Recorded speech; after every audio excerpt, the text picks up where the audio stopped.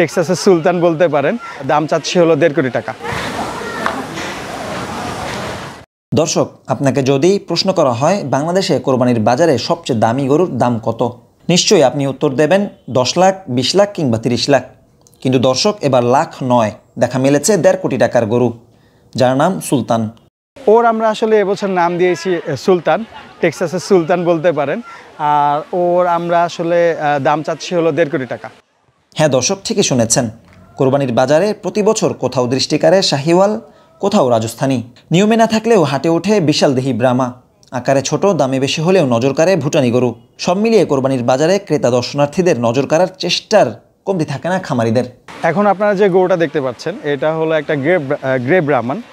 ও হলো আপনার American JD হাজিসান যে আছে ওখান থেকে এসছে। আর ও হলো আপনার একটা অনেক বড় ব্রাহ্মণ আমাদের দেশের এবছরে বলতে পারেন। এবার অতীতের সব রেকর্ড ভেঙেছে, দেখা মিলেছে এমন এক গরুর যার দাম হাঁকা হচ্ছে 1.5 কোটি টাকা। বাংলাদেশের ইতিহাসে এটি এখন পর্যন্ত সর্বোচ্চ দামি গরু, এমনটাই দাবি খামারির। ওজন প্রায় 1400 কেজির মতন আছে। আর ও আমাদের যে কয়টা ব্রাহ্মণ গরু আছে, তো তার মধ্যে সবচেয়ে বড় ব্রাহ্মণ হলো এটা।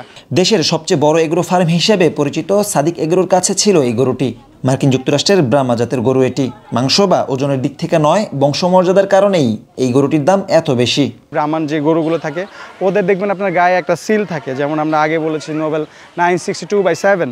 তো এইরকমভাবে আসলে ওই সিলগুলো যদি আপনারা নেটে যদি সার্চ দিয়ে দেখেন, ওদের আপনার পুরা দেখা যাবে যে ওদের পুরা বংশের যে মানে পেডিগ্রি যেটা বলা হয়, পুরা পেডিগ্রি আপনারা পেয়ে যাবেন।